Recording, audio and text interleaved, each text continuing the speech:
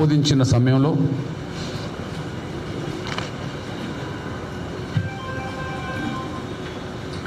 మూడు దశాబ్దాల మాదిగల పోరాటానికి దక్కిన ఫలితం. అందులో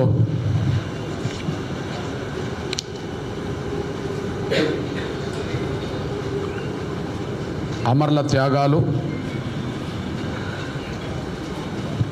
ఎంఆర్పిఎస్ అనుబంధ విభాగాల నాయకులు, కార్యకర్తల సంకల్ప దీక్షతో కూడిన శ్రమ, సమాజంలో ఉండబడే మాదిగేతర, దళితేతర వర్గాలు, అన్ని వర్గాలు 3 దశాబ్దాలుగా అందించిన మద్దతు, సహకారం వల్లనే నిన్న వర్గీకరణ చట్టం ఆమోదం పొందడానికి కారణం.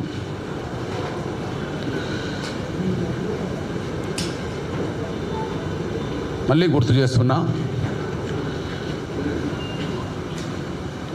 ఇది 3 దశాబ్దాల ఎంఆర్పిఎస్ పోరాట ఫలితం. నిన్న చట్టం, అందులో అమరుల త్యాగాలు ఉన్నాయి. 2 కార్యకర్తల, నాయకుల 3 దశాబ్దాల శ్రమ ఉంది.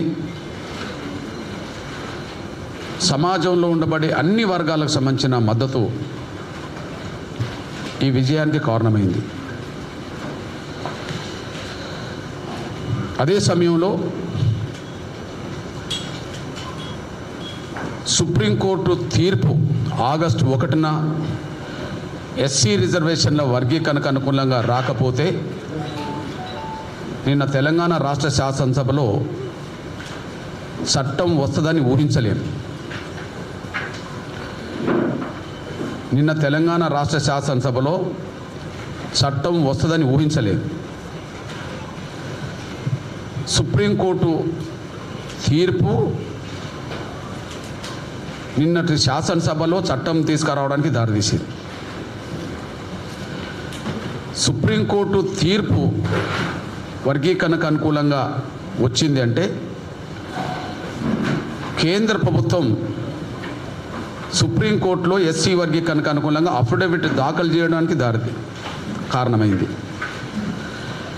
కేంద్రం సుప్రీంకోర్టులో ఎస్సీ వర్గీకరణకు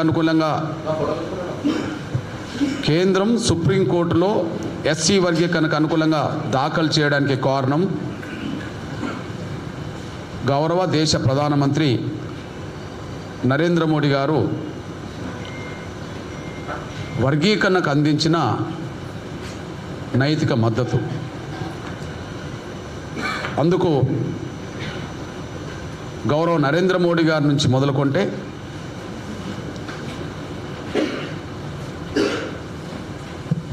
మాదిగలు నిర్వహించిన విశ్వరూప మహాసభకు గౌరవ ప్రధానమంత్రి గారిని ఒప్పించి రప్పించడంలో నా సోదరుడు కిషన్ రెడ్డి గారి నుంచి మొదలుకొంటే, అంతకుముందు పెద్దలు వెంకయ్య నాయుడు గారి నుంచి మొదలుకొంటే, మా పెద్దలు స్వర్గీయ బంగారు లక్ష్మణ్ గారి నుంచి మొదలుకొంటే, దత్తాత్రేయ నుంచి మొదలుకొంటే ఎంతోమంది వారు అందించిన సహకారం కూడా ఇలా మేము మర్చిపోలేం. నిన్న శాసనసభలో ఈ వర్గీకరణ చట్టాన్ని ఆమోదం పొందడానికి, ఈ వర్గీకరణ చట్టం ఆమోదం పొందడానికి ప్రతి రాజకీయ పార్టీ శాసనసభలో ఉన్న ప్రజాప్రతినిధులు ఎవరైతే ఉన్నారో వారందరికీ కూడా మేము ధన్యవాదాలు చెప్తున్నాం.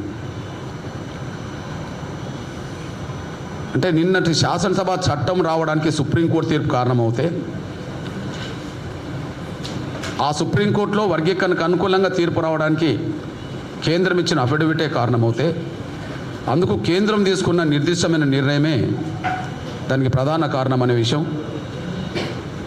కేంద్రం ఆ నిర్ణయం తీసుకోకపోతే సుప్రీంకోర్టులో అఫిడవిట్ ఇవ్వకపోతే ఆ తీర్పు రాకపోతే నిన్నటి చట్టాన్ని ఊహించలేం.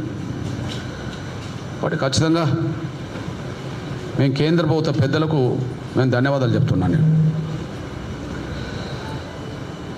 ప్రస్తుతం ఖచ్చితంగా నెల రోజుల పాటు ఈ 30 ఏండ్ల